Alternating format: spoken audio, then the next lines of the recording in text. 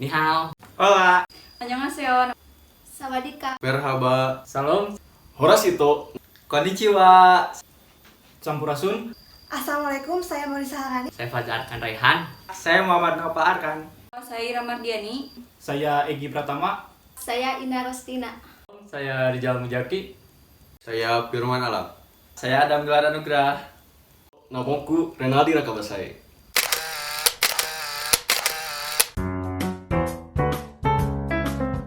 Kebijakan fiskal merupakan kebijakan yang dibuat oleh satu pemerintah untuk mengarahkan perekonomian di suatu negara melalui pendapatan pemerintah seperti pajak. Yang pertama, menyediakan lapangan pekerjaan yang luas dan merata. Dan yang kedua, mempercepat laju investasi.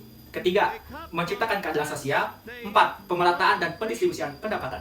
Kelima, tercapainya kestabilan ekonomi secara nasional. Yang keenam, memacu tingkat pertumbuhan ekonomi secara nasional. Dan yang ketujuh adalah peningkatan kesejahteraan rakyat yang sesuai dengan tujuan ekonomi Islam, yaitu falah dengan cara menyesuaikan pengeluaran dan penerimaan pemerintah.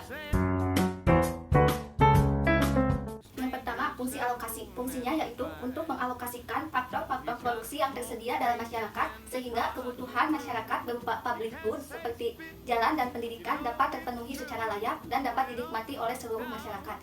Yang kedua, fungsi distribusi, yaitu fungsi yang mempunyai tujuan agar pembagian pendapatan nasional dapat lebih merata untuk semua kalangan. Yang ketiga ada fungsi stabilisasi. Fungsi stabilisasi bertujuan untuk memelihara keseimbangan ekonomi berupa kenaikan tingkat harga yang relatif stabil dan pertumbuhan ekonomi yang memadai. Kebijakan fiskal adalah salah satu perangkat kebijakan ekonomi makro dan kebijakan utama pemerintah yang diimplementasikan melalui APBN. Kebijakan ini memiliki peran yang penting dan sangat strategis dalam mempengaruhi perekonomian, terutama dalam upaya mencapai target-target pembangunan nasional.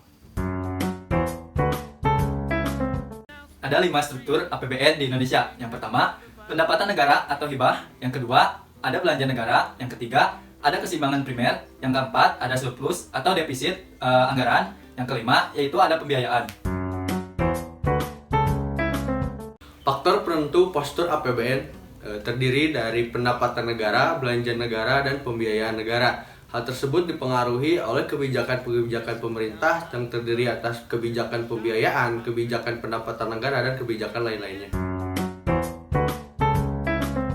Yang pertama, peningkatan pendapatan nasional dan tingkat partisipasi kerja. Nah, dalam aplikasinya menggunakan akad mujaroah, musakoh, dan mudarobah. Dalam hal ini berimplikasi pada terjadinya distribusi pendapatan yang berdampak pada peningkatan penerimaan total. Yang kedua, kebijakan pajak. Kebijakan pajak yang dilakukan oleh Rasulullah SAW seperti horoj, jizya, khums, dan zakat menyebabkan terciptanya kestabilan harga dan mengurangi tingkat inflasi. Yang ketiga, pada zaman Rasulullah SAW, pengaturan APBN dilakukan secara cermat, efektif, dan efisien, sehingga jarang terjadinya defisit anggaran, meskipun pada saat itu sering terjadi peperangan. Yang pertama, yaitu pengeluaran negara dilakukan berdasarkan pendapatan, sehingga jarang terjadi defisit anggaran. Yang kedua, sistem pajak profesional. Pajak dalam ekonomi Islam dibebankan berdasarkan tingkat produktivitas, misalnya haraj. Besarnya pajak ditentukan berdasarkan tingkat kesuburan tanah, lalu metode irigasi maupun jenis tanaman. Yang ketiga, penghitungan zakat berdasarkan hasil keuntungan, bukan pada jumlah barang. Misalnya, zakat perdagangan. Yang dikeluarkan zakatnya adalah hasil keuntungan, sehingga tidak ada pembebanan terhadap biaya produksi.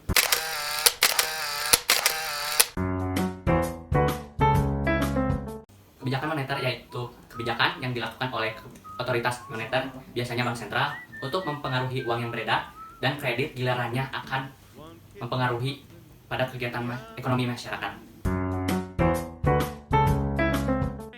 Tujuan dari kebijakan ekonomi moneter yaitu untuk mendukung tercapainya sasaran ekonomi makro, yang diantaranya yang pertama ada pertumbuhan ekonomi yang tinggi, kemudian yang kedua ada stabilitas harga, yang ketiga ada pemerataan pembangunan, dan yang keempat itu keseimbangan neraca pembayaran.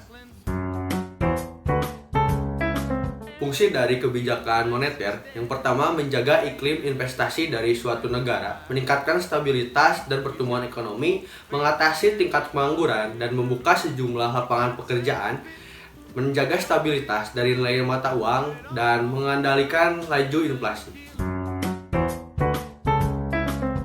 Yang pertama ada uang beredar. Uang beredar merupakan kebijakan yang dibuat oleh pemerintah untuk mengelola dan mengendalikan jumlah uang yang beredar pada masyarakat sebagai sasaran penengah.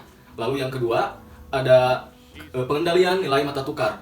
Kebijakan ini merupakan kebijakan yang dibuat pemerintah yang sama-sama untuk mengendalikan uang, tapi bedanya di sini adalah yang dikendalikan merupakan nilai tukar dari uang itu sendiri, nilai tukar uang domestik terhadap negara-negara lainnya.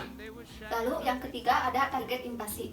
Kebijakan moneter bertujuan untuk menetapkan dan mencapai sejumlah target inflasi yang akan dilakukan dalam jangka pendek dan menengah, serta komitmen yang digunakan untuk mencapai batas stabilitas harga sebagai tujuan utama atau jangka panjang. Aplikasi pokok moneter Islam yaitu terbebasnya aktivitas ekonomi Islam dari riba, masyir, dan garan. Bunga dalam perbankan termasuk riba. Keberadaan bunga dapat memicu adanya pasar yang bervariasi. Dalam hal itu juga dapat memicu perputaran sektor keuangan atau perputaran uang dari sektor real ke sektor perbankan atau ke sektor keuangan dalam waktu yang lama. Yang pertama, dalam perspektif Islam, kebijakan moneter selalu integratif dengan kebijakan sektorial. Bahkan, kebijakan moneter merupakan turunan dari sektorial. Sedangkan dalam perspektif konvensional, kebijakan moneter bank sentral selalu dikaitkan dengan moneter saja, tidak langsung dengan sektorial. Yang kedua, dalam perspektif Islam, prinsipnya ta'awun sehingga mengedepankan kolaborasi dan kerjasama antar elemen. Sedangkan dalam perspektif konvensional, bank sentral dimanapun di dunia harus independen. Dan yang ketiga, dalam perspektif Islam, uang itu harus mewakili sektorial, bukan untuk mencetak uang. Sedangkan dalam perspektif konvensional, bank sentral menciptakan atau mencetak uang yang pada gilirannya akan menyebabkan inflasi. Sumbernya berasal dari pembiayaan defisit APBN, kebijakan moneter via simpanan di perbankan, dan bahkan dari surplus perdagangan internasional. Ekonomi Islam berkembang di negara-negara berkedudukan mayoritas Islam di tengah ekonomi konvensional. Oleh karena itu, muncullah sistem moneter Islam dengan kebijakannya dan transmisinya. Namun yang pasti dalam pengaplikasian sistem moneter Islam harus terbebas dari sistem goror, masyir, dan riba serta hal-hal lainnya yang dilarang oleh syariat Islam. Hai. Nggak bisa loh. Hai, konnichiwa minasan. Ada 5 struktur APBN di Indonesia.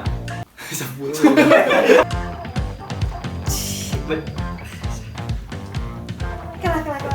Negara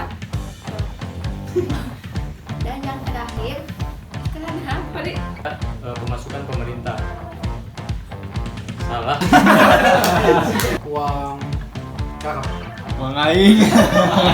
Kelompok 2 mengucapkan Sekian dan terima kasih. Assalamualaikum warahmatullahi wabarakatuh.